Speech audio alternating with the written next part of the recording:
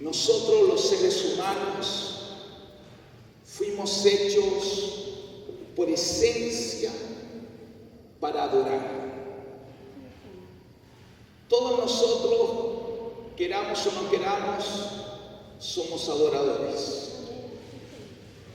El punto es que tenemos que ir quizás viendo, analizando a qué adoramos o quién es el objeto de nuestra adoración.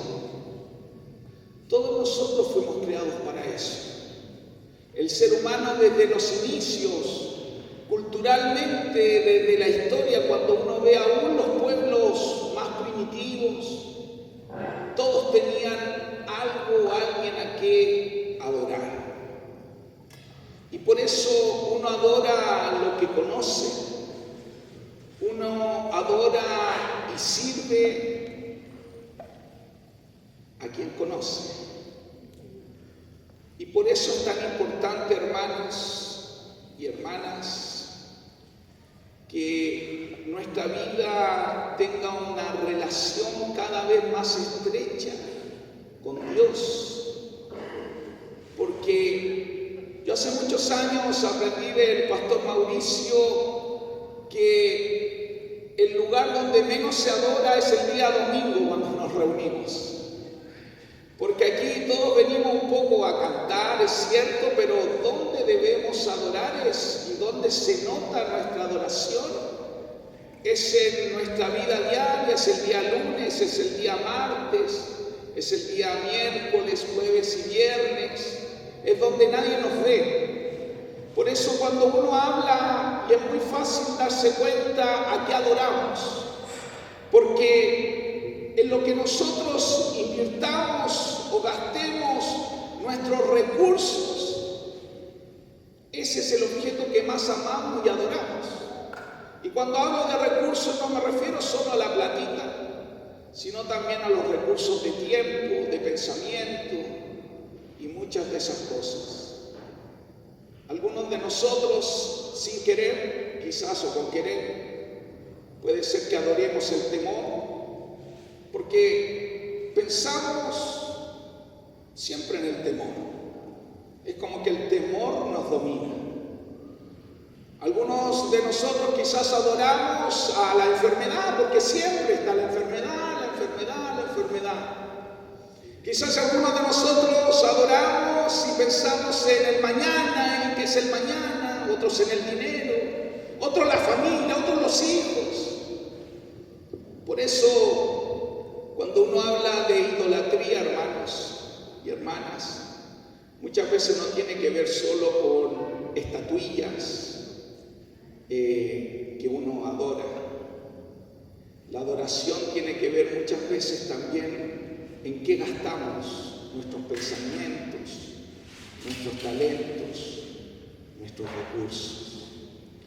Por eso creo que una de las cosas que Jesucristo vino a establecer en nuestra vida es esa conexión de nuevo con el Padre, de volver al corazón del Padre. Eso se había roto en el huerto del Edén cuando Adán y Eva pecaron. Esa relación que teníamos con Dios se cortó. Pero Jesucristo vino de nuevo a unir esa relación y para que cada uno de nosotros tenga acceso, como dice la palabra de Dios en hebreo, para que entremos confiadamente al trono de su gracia, para poder tener oportuno socorro, dice la palabra del Señor. Entonces, hermanos y hermanas, ese es el fin de todo, conocer a Dios y tener esa relación estrecha. Nosotros estamos a puertas de un retiro, este otro fin de semana, pero ese retiro tiene un sentido, la unidad. ¿Pero la unidad para qué? Porque Dios nos hace iglesia o nos hace su cuerpo, porque Él quiere manifestar su gracia en medio de nosotros. Por eso es tan importante, hermanos, entender cuál es la verdadera adoración, cuál es el verdadero amor que tenemos que tener. Siempre para mí es muy vital e importante nunca perder de vista que yo fui creado, que Jesucristo abrió una senda y un camino para el corazón de papá, para volver al Padre, para que cada uno de nosotros conozca a Dios y podamos decir, ahora conocemos a Dios.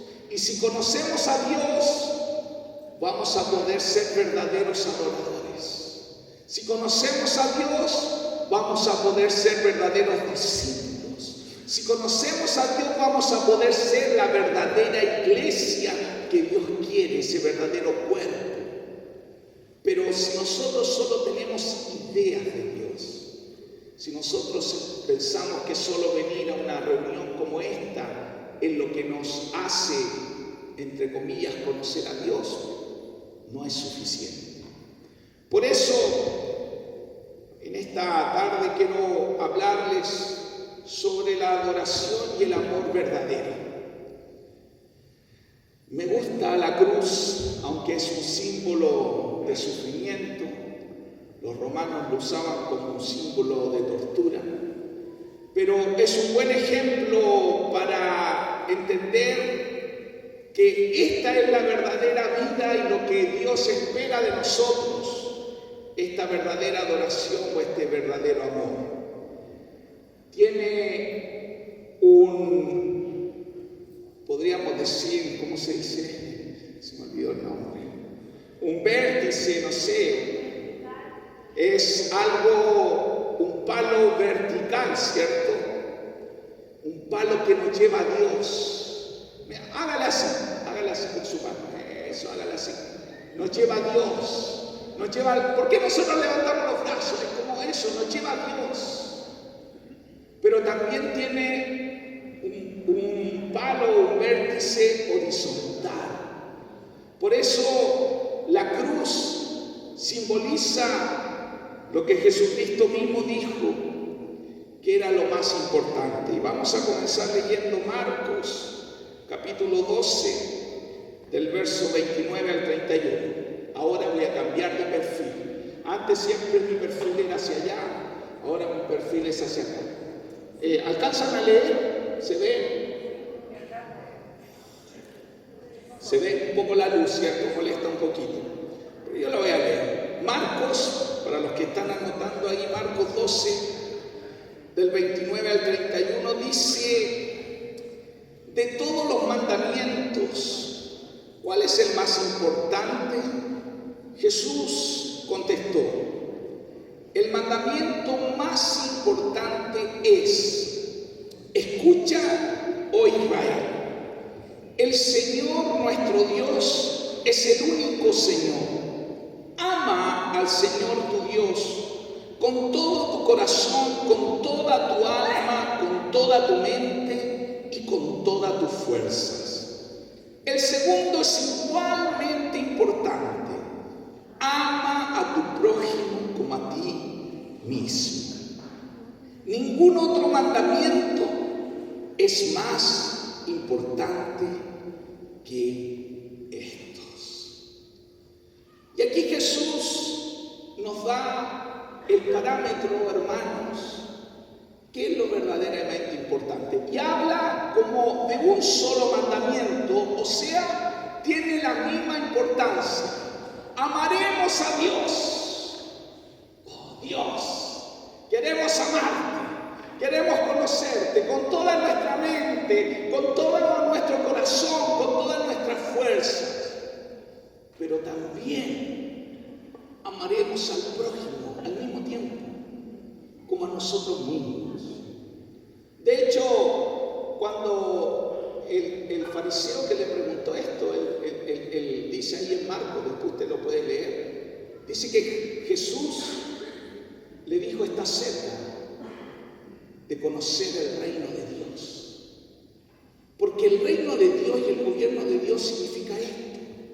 Cuando nosotros vivimos en esto, cuando cuando somos verdaderos adoradores, que amamos a Dios con toda nuestra fuerza, con todo nuestro corazón y todo lo que hacemos es para Él, pero también amamos a nuestro prójimo, es ahí donde ya somos los verdaderos adoradores que Dios quiere. Te invito a que le digas al que está a tu lado, tienes que ser un verdadero adorador. Tenemos que ser verdaderos adoradores. Adorar no es solo cantar, no es solo tocar música. Adorar significa un estilo de vida en nuestro ser, en nuestro corazón.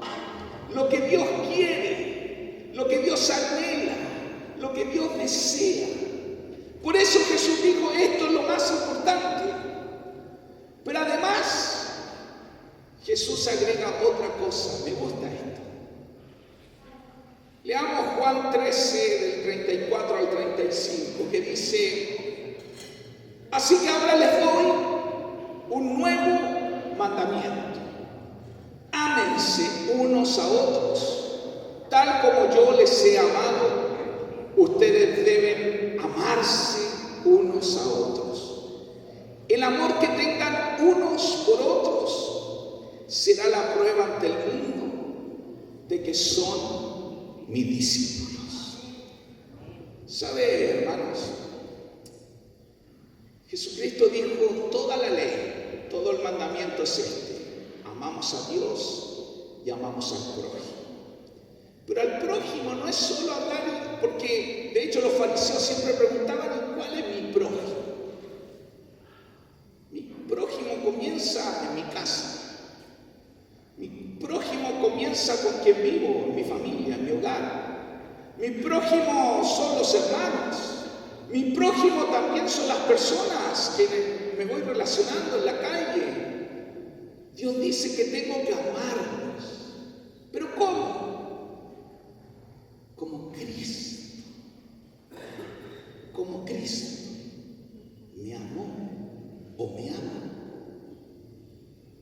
Y por eso esto es lo que demuestra en realidad si somos de verdad o no somos de verdad. Por eso el título de hoy es verdadero amor, verdadera adoración. Esto es lo que muestra la verdad. Si yo amo como Cristo me amó. Esto es lo que Dios anhela y esta es la meta que todos nosotros debemos tener. Por eso hablamos de ser discípulos. A esto Dios nos llamó, dice la palabra del Señor, a que seamos discípulos. La semana pasada hablábamos, o la antes pasada en realidad, porque la semana pasada tuvimos casi un esquinazo de Cueca nomás, hicimos una reunión bien corta y pequeña.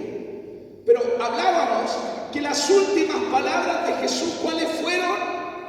Jesús dijo, todo poder me es dado en el cielo y en la tierra, vayan y hagan discípulos a todas las naciones, bautizándolas en el nombre del Padre, del Hijo y del Espíritu Santo, enseñándoles que guarden todas las cosas que yo os he mandado, y aquí yo estoy con vosotros todos los días hasta el fin del mundo. Porque este es el anhelo del corazón. Por eso cuando amamos a nuestro prójimo, nosotros también estamos diciendo y entendiendo que Dios nos ha llamado a hacer, primero a ser y después a hacer discípulos. Así que le invito a que le diga al que está al lado, tienes que ser un discípulo de Jesús. Le dijo ahí con fe, le dijo, tienes que ser un discípulo de Jesús. Ahora te invito a que le digas al que está atrás tuyo, haz discípulos de Jesús.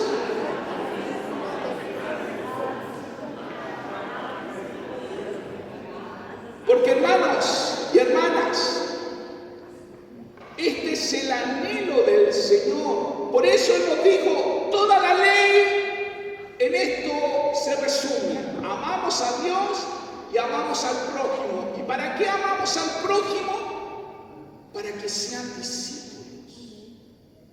Ahora yo no puedo hacer a alguien discípulo si yo no soy discípulo. ¿Cómo está la galería? ¿Está bien? ¿Está buena? ¿Sí? Después para algo acá. Entonces, es muy importante que todos nosotros entendamos que Dios nos hace discípulos para que hagamos a otros discípulos. Este es el anhelo y el deseo del Señor. No hay otro. No, a Dios no le importan mucho las cosas que hagamos, sino que seamos verdaderos discípulos. Este es el deseo. Y esta es la meta que tú y yo tenemos que tener. Ser discípulos y hacer discípulos. Porque en realidad, hermanos, eso es lo que va a transformar una comunidad. Eso es lo que va a transformar una ciudad. Y eso es lo que va a transformar un país y el mundo entero.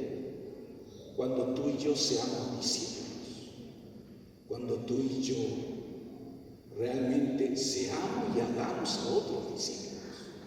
Si eso no está en nuestra vida, todos los demás que hagamos es en vano.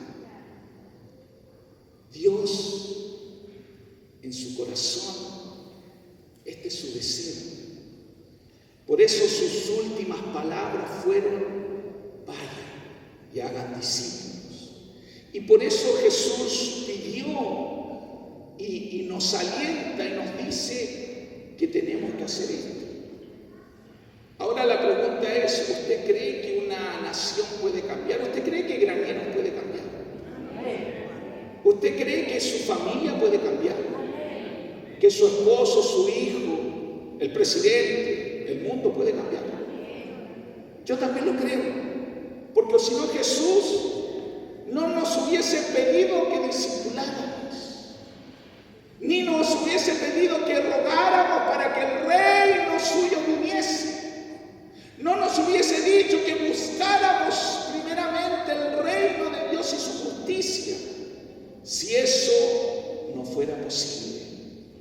Por eso el anhelo y el deseo del corazón de Dios es que nosotros primero amemos a Dios. ¿Cuántos aman a Dios? ¿Cierto? Esto en realidad es como absurdo preguntarlo en la iglesia. Así es como decir, es como a quién, no sé, vaya a un estadio y a quién le gusta el fútbol. Es ilógico, ¿cierto? Porque uno va al estadio porque le gusta el fútbol. ¿Sí o no? Entonces es como ilógico preguntar: ¿quién ama a Dios? Aquí, o sea, sería raro que alguien no levantara la mano. Quizás por vergüenza, o quizás porque no se bañó, no levantaría la mano. Pero en general levantamos. El punto es que realmente amamos a Dios. Realmente Dios es lo más importante para nosotros. Es el objeto de nuestra adoración. Pero no le estoy diciendo por esta reunión que tenemos aquí, este par de horas que estamos aquí. Lo estoy diciendo por el día lunes, el día martes, el día miércoles, el día jueves. ¿En qué usted invierte sus pensamientos? ¿En qué usted está anhelando, soñando, proyectándose en extender el reino? En agradar el corazón de Dios. Eso está en su corazón. Porque en realidad podemos decir aquí, como cuando uno va al estadio: ¿a quién le gusta el fútbol? Todos levantamos la mano. ¿Quién es bueno para jugar a la pelota? Todos levantamos la mano. Pero en la cancha se ven los gallitos. ¿Cierto? Entonces, la verdad es que Dios anhela en nosotros una profundidad. Y para eso Él anhela que seamos discípulos, que vayamos y discipulemos también a otros, que bauticemos y enseñemos a las naciones. Porque hermanos y hermanas, lo dije anteriormente, hace la semana anterior, si no fuera posible esto, Dios no nos hubiese pedido algo que fuese imposible. Dios nunca nos hubiese pedido y nunca nos hubiese dicho que amarlo a Él y amar al prójimo es algo imposible. Es posible. Es posible que nos amemos para que el mundo crea y que vea que somos discípulos. Porque Dios lo anhela. Dios, cuando piensa en ti, piensa bien. Porque los pensamientos de Dios, ¿cómo son? Buenos. Porque yo sé los pensamientos que tengo acerca de vosotros, dice Jehová, pensamientos de bien y no de mal. Esos son sus pensamientos. Pero a veces nosotros pensamos mal de Dios, pensamos mal del hermano, pensamos mal hasta de nosotros mismos. Pucha, que pensamos mal. Pero Dios no piensa eso. El enemigo muchas veces va a querer poner esto en nosotros para traer incredulidad, para que el objeto de nuestra adoración ya no sea Dios y no sea la fe, sea la incredulidad. Estemos preocupados de otras cosas. Hace unos meses, no sé si se recuerdan, conté una historia, no sé si es verdad pero la escuché y la encuentro muy buena, del pastor incrédulo y del incrédulo con mucha fe. Bueno, se la voy a contar, porque a veces eso ocurre.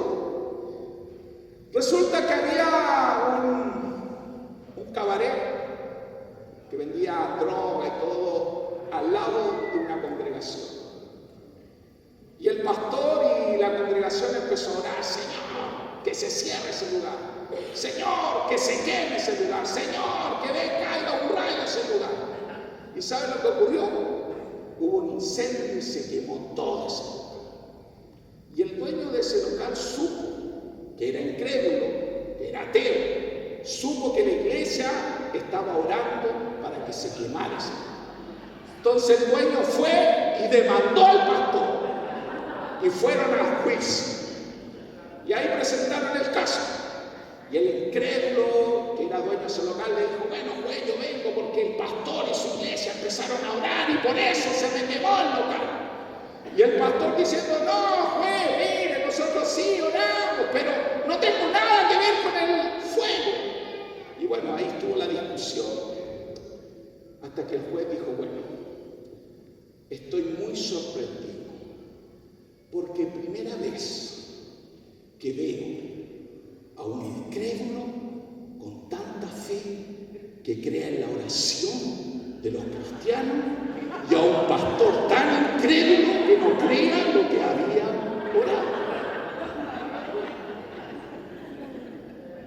Y a veces nosotros oramos, pero a veces oramos por si acaso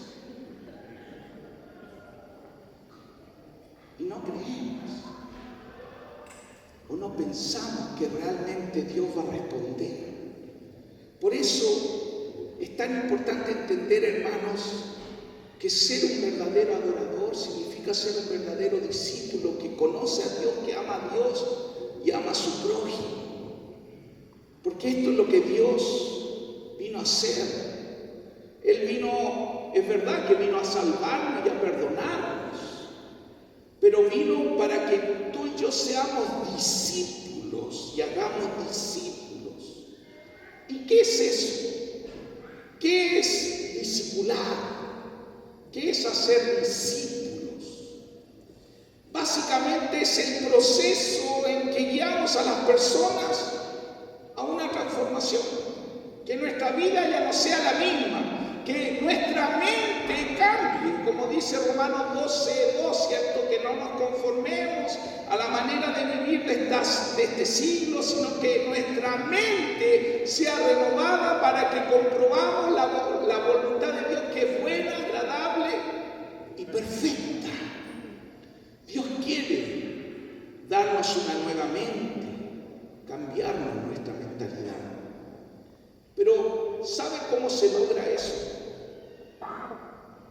No hay otra forma de lograrlo, sino cuando las personas, tú y yo, nos sometemos a Dios, nos sometemos a su palabra, escuchamos su palabra. Y no solo la escuchamos, sino que la asimilamos. O sea, la palabra de Dios la llevamos a la práctica.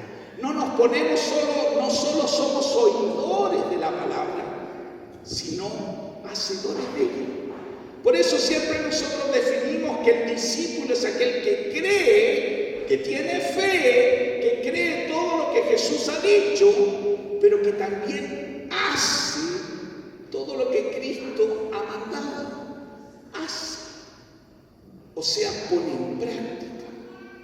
Entonces, tú y yo, ¿cuándo somos discípulos?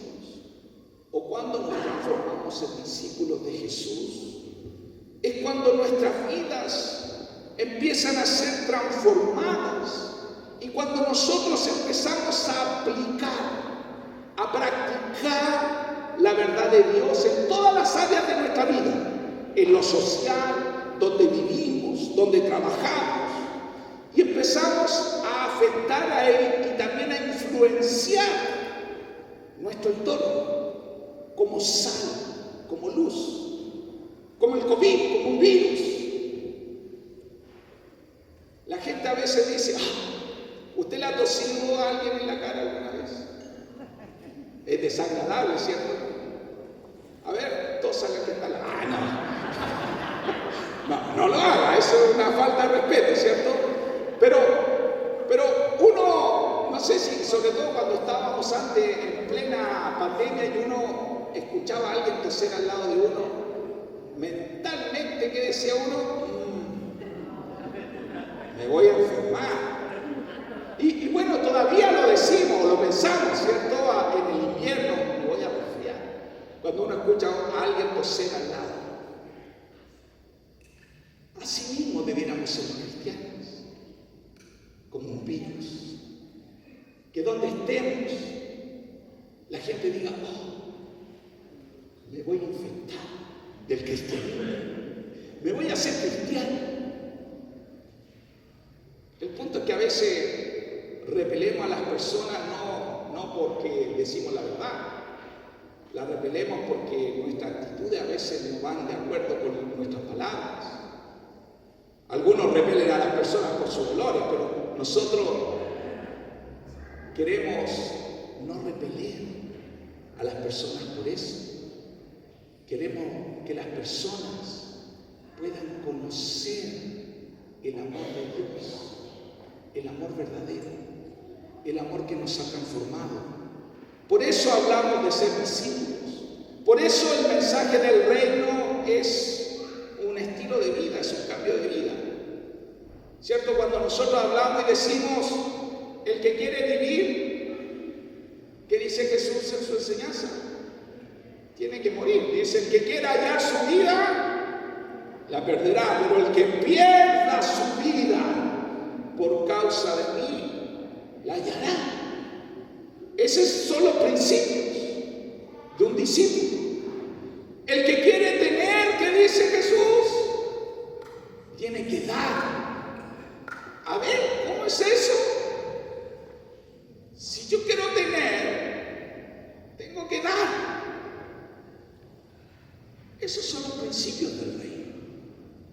Eso significa ser un discípulo. El que quiere ser el primero, ¿qué dice Jesús? Tiene que estar detrás. El que quiere ser el mayor, tiene que ser el que sirva a los demás.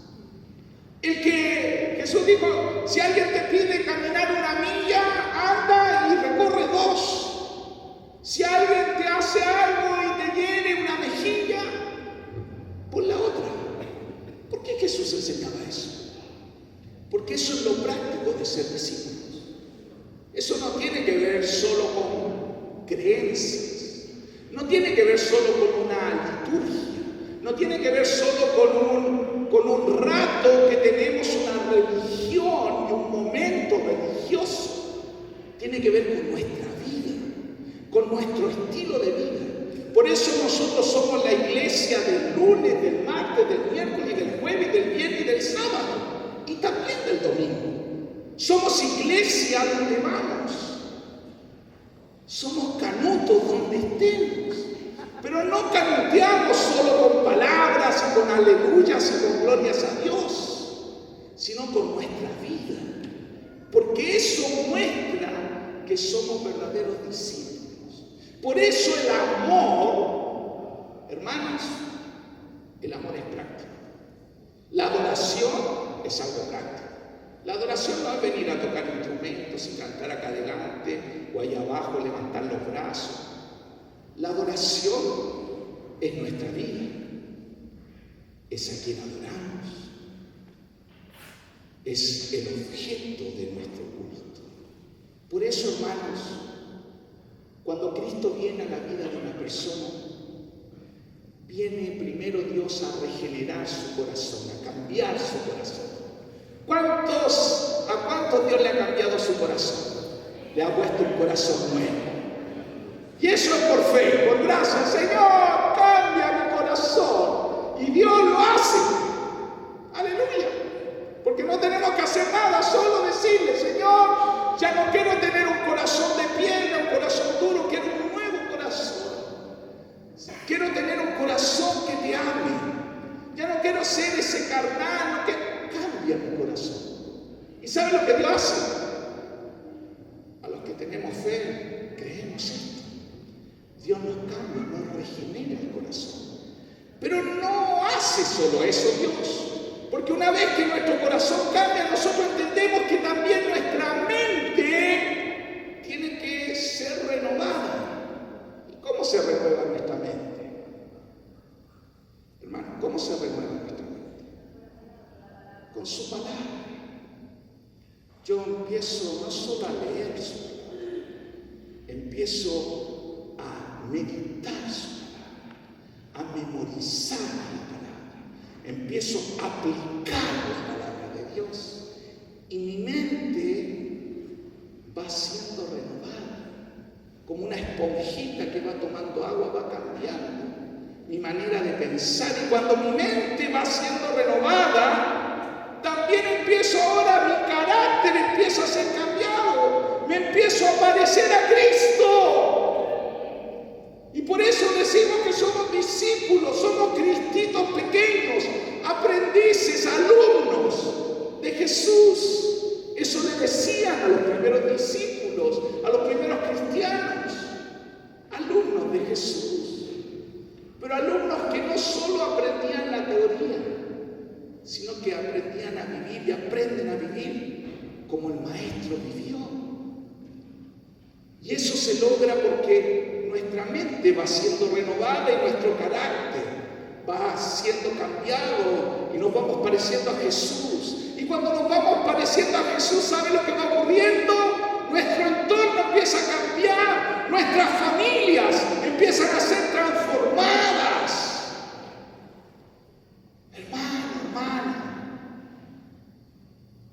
A veces tu familia no ha sido transformada, porque a lo mejor tú no estás cambiando tu carácter, no te estás pareciendo a Cristo, tu mente no ha sido renovada. Le has pedido a Dios que cambie tu corazón, pero nada más. No te has abierto a que Dios también use tu vida para transformar tu entorno, porque cuando las familias son transformadas, y nosotros somos transformados y nos volvemos discípulos, ¿sabe lo que ocurre? La sociedad también empieza a ser transformada. Por eso el mundo puede ser cambiado. ¿Sabe cuándo? Cuando hayan verdaderos discípulos. Porque cuando uno es discípulo, en el entorno, en el barrio, en mi trabajo, donde estudio, donde quizás voy a ir, voy a transformar. Voy a ser un virus. Así que con esto concluyo, hermanos y hermanas, ser un verdadero adorador, ser un verdadero discípulo que ama a Dios, es alguien que está dispuesto a amar a Dios con todo el corazón, con toda la mente, con todas las fuerzas, y amar al prójimo, no solo como a nosotros mismos, sino como Jesús nos amó. Y dice Mateo 13:33, Jesús también usó la siguiente ilustración. El reino del cielo es como la levadura que utilizó una mujer para hacer pan. Aunque puso solo una pequeña porción de levadura en 3 medidas de harina, la levadura impregnó toda la masa. A esto hemos sido llamados. Todos somos misioneros. Todos. Este es el propósito de Dios. Y ser un verdadero adorador realmente, y que nuestro amor sea verdadero, es que yo amo a Dios y hago discípulos. Soy discípulo y hago discípulos. Y nosotros, ese es nuestro deseo, agradar a Dios. Gracias, Señor.